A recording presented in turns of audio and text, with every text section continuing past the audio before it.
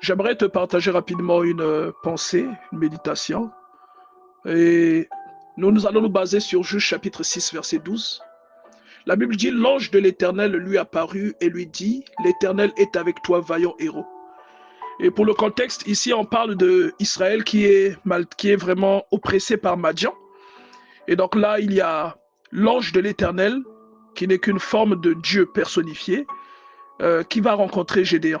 Et je rappelle aussi le contexte, Gédéon est très complexé parce qu'il estime que il n'a pas beaucoup de valeur, il n'a pas beaucoup de mérite. Ah, il dit qu'il est le plus petit de sa maison parmi ses frères et que sa famille est la plus petite en Manassé. Et j'aimerais dire à quelqu'un en lui présentant ce texte que la valeur que Dieu a déposée en vous ne change pas parce que vous ne savez pas qui vous êtes. En fait, la valeur est là, elle est endormie. Elle ne change pas parce que vous êtes ignorant. Elle est juste endormie. Ça, c'est le premier point que je voulais dire à quelqu'un. En réalité, c'est Dieu qui couvre ou qui révèle des gens. J'aimerais dire à quelqu'un qui sert Dieu et qui veut atteindre une dimension, le moment où cette dimension va s'ouvrir est connu de Dieu. Dieu a tout inscrit. Et ce n'est pas un potentiel différent qui se déploiera ce moment-là, mais c'est un potentiel que tu as déjà. J'aimerais te rappeler que lorsque tu lis Exode chapitre 3, pendant que Dieu est en train de donner à Moïse son ordre de mission, il utilise le bâton de Moïse pour démontrer sa puissance à Moïse. C'est-à-dire, il utilise quelque chose que Moïse possédait déjà. Il utilise quelque chose que Moïse avait en main. Moïse avait ce bâton tous les jours. Ce bâton lui servait à diriger les brebis. À aucun moment, Moïse ne pouvait soupçonner que ce bâton aurait pu fondre la mer. Donc, je suis en train de te dire qu'il y a un potentiel dans ta vie qui est endormi simplement parce que tu es ignorant. Il y a quelque chose dans ta vie qui n'est pas activé simplement parce que tu es ignorant. Et j'aimerais rappeler à quelqu'un que il y a beaucoup de choses en nous qui s'activent lorsque nous rencontrons Dieu. Regardez, ce bâton était resté un simple bâton jusqu'à ce que Moïse rencontre Dieu sur la montagne. Tant que Moïse n'avait pas rencontré Dieu, ce bâton était demeuré un simple bâton. Je t'explique par là qu'il y a des choses qui sont encore dans la somnolence dans ta vie seulement parce que tu n'as pas rencontré Dieu. Et tu fréquentes une église, mais tu n'as pas rencontré Dieu. Et là-dessus, j'aimerais revenir sur le fait qu'il y a des différences entre rencontrer Dieu et fréquenter un lieu de culte. Il y a des personnes qui fréquentent des lieux de culte pendant des années, mais qui ne changent pas parce qu'elles n'ont pas rencontré Dieu.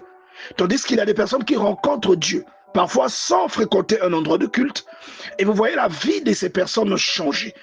Je ne parle pas de possession, mais je parle de valeur, je parle de caractère, je parle de comportement, je parle de fruits qui changent dans la vie des personnes qui rencontrent Dieu, qui changent considérablement.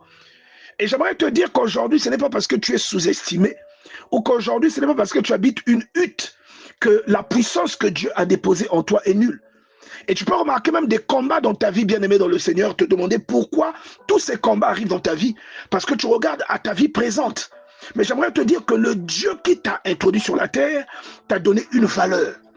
Et c'est cette valeur que tu ne perçois pas, mais que l'ennemi perçoit, qui peut expliquer pourquoi il y a tous ces combats dans ta vie. Pourquoi il y a toutes ces persécutions dans ta vie. Pourquoi tu es tout le temps empêtré dans des problèmes. Pourquoi tu as l'impression que les gens t'en veulent. Et tu as même l'impression parfois que ceux qui t'en veulent sont beaucoup plus puissants que toi. Que ceux qui t'en veulent ont beaucoup plus de moyens financiers que toi.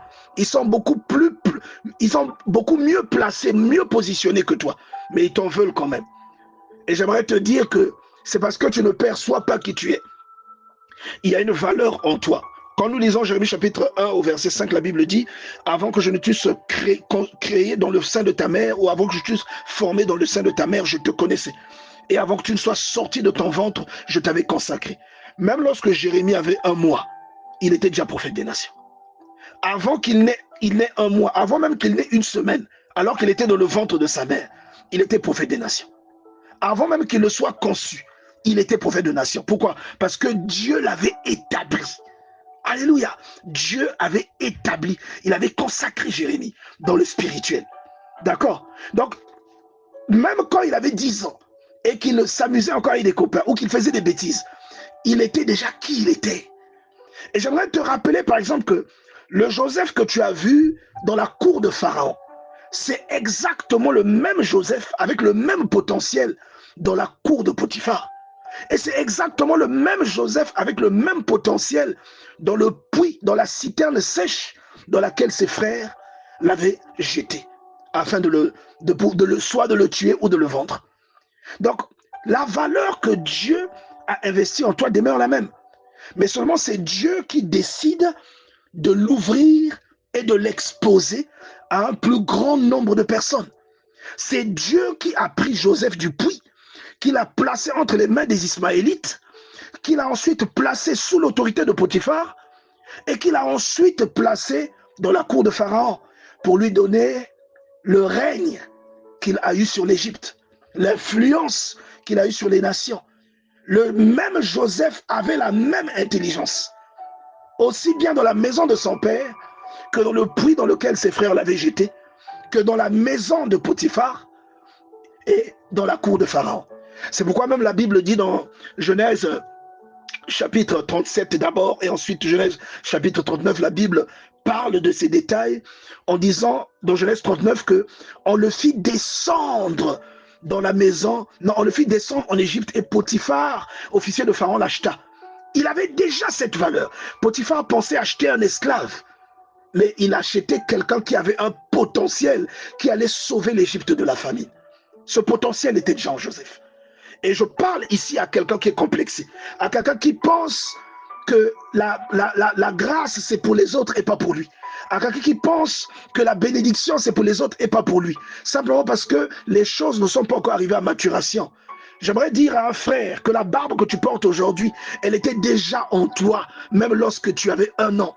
Mais seulement, elle n'était pas manifestée parce que le degré de maturité qui pousse la barbe à se manifester ou qui conduit la barbe à germer, ce degré de maturité, ce nombre d'années n'avait pas encore été totalisé.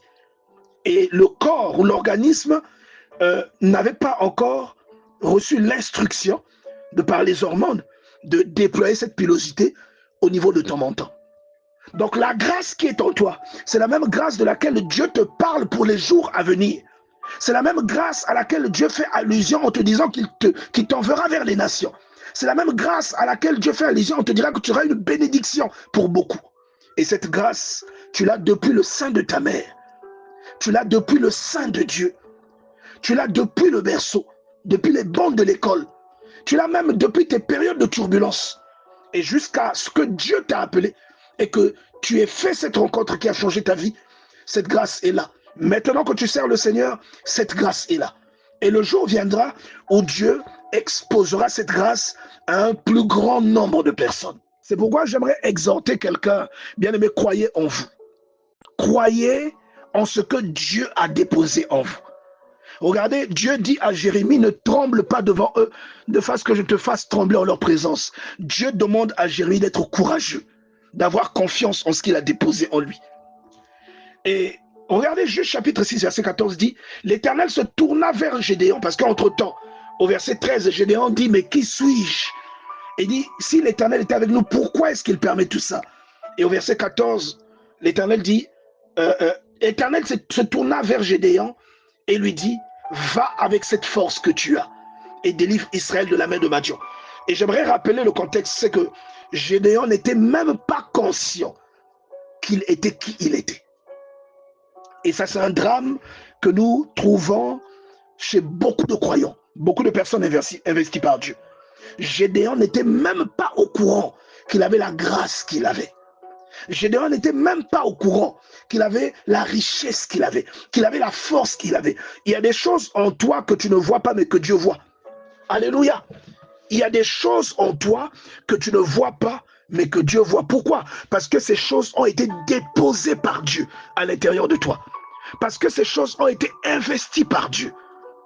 Amen. J'aimerais vraiment que tu te rendes compte que les promesses de Dieu dans ta vie sont vraies, elles sont réelles. C'est Dieu qui décide d'ouvrir qui décide de t'exposer. Lui-même, le Seigneur, il nous dit qu'on n'allume pas une lampe pour la placer sur le boisseau, mais on la met sur la table afin qu'elle éclaire tout le monde, ou on la met, comment on dit ça, en évidence, pour qu'elle éclaire ceux qui sont dans la maison. Et celui qui prend la lampe, qu'il extrait de la table, d'abord, c'est lui qui allume la lampe, c'est Dieu. Et celui qui la dépose en évidence afin que toute la maison soit éclairée et que tous bénéficient de cette lumière, c'est Dieu. Et j'aimerais te dire, tiens bon, bien-aimé. Et j'aimerais aussi exhorter quelqu'un à croire dans des personnes que Dieu a déposées devant vous. Si Dieu a positionné quelqu'un devant vous, même si cette personne aujourd'hui n'est pas tel que vous le souhaitez, mais faites confiance dans les signes que vous voyez chez cette personne, parce que autant Moïse fut un petit bébé qu'on avait placé dans une corbeille enduit de goudron, autant le même Moïse, bien-aimé dans le Seigneur, est devenu un prince d'Égypte avec un pouvoir sur des sujets, sur une civilisation. Autant le même Moïse a reçu un pouvoir beaucoup plus grand qui lui a permis d'accomplir des signes. Autant Moïse a eu la révélation, il a vu Dieu face à face. Et il s'agit du même Moïse que l'on a dû protéger, qu'on a dû mettre dans une corbeille afin de lui sauver la vie. Donc ce que vous êtes aujourd'hui n'est pas quelque chose de figé. C'est une chose progressive. Ce que Dieu fait avec vous est progressif. Il vous emmène étape après étape, marche après marche, afin de s'assurer que vous devenez la grâce et la bénédiction qu'il vous a appelé à devenir. Croyez dans le potentiel que Dieu a déposé en vous. Croyez dans le ministère dans lequel vous servez. Croyez dans la mission que Dieu vous a confiée. Croyez dans le Père que Dieu a déposé devant vous. Croyez dans l'investissement que le Seigneur vous montre, même que d'autres ne perçoivent pas, mais que vous pouvez percevoir. Parce que Dieu est le détenteur de toute la grâce que vous pouvez remarquer aujourd'hui chez quelqu'un qui est exposé. Et je vous rappelle que la même personne, il fut un temps où parfois elle était dissimulée. Et je vous parle de Gédéon qui a fini juge en Israël et dont la famille est devenue puissante, qui ici n'est rien du tout. Regardez la description qu'il fait de sa propre famille. Il décrit sa famille comme une famille insignifiante. Alléluia. Il décrit sa famille comme étant la plus petite de sa tribu. Et il se décrit lui-même comme le plus petit d'entre ses frères. Personne ne pouvait miser sur lui. Oh bien-aimé, je prie pour que Dieu t'ouvre les yeux. Que tu apprennes à voir les richesses là où elles sont cachées. Que tu apprennes à comprendre que le même Jésus qui t'a sauvé la vie sur la croix, qui t'a donné la vie éternelle, c'est le même que Joseph a dû protéger en fouillant en Égypte. C'est le même pour lequel l'ange de Dieu est apparu à Joseph pour lui dire « Fouille avec l'enfant en Égypte ». C'est le même Jésus bien-aimé dans le Seigneur. J'aimerais vraiment que Dieu parle à quelqu'un aujourd'hui. J'aimerais vraiment que Dieu donne à quelqu'un bien-aimé dans le Seigneur possibilité de saisir ce que la foule ne saisit pas. Et là-dessus, j'aimerais te rappeler un autre fait. J'aimerais te rappeler un autre fait. J'aimerais te rappeler la pédagogie avec laquelle le Seigneur fonctionnait pour te dire que tous ne sont pas exposés aux mêmes choses et tous ne voient pas les mêmes choses. Il y a des choses que tu vois aujourd'hui que parfois ceux qui sont avec toi ne voient pas.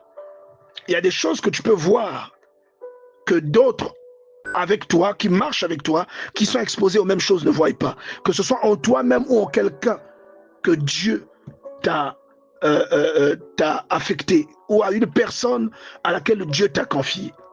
Et j'aimerais te dire par exemple que ce que voyaient les 12 n'est pas par exemple ce que voyaient les 3.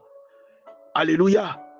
J'ai l'habitude de vous dire ça depuis nos séances du samedi où je vous expliquais qu'il y avait Pierre, Jacques et Jean qui étaient dans le cercle intime, qui ont vu par exemple la transfiguration, qui ont été là lors de la résurrection de la petite fille. Je vous ai souvent parlé de ça.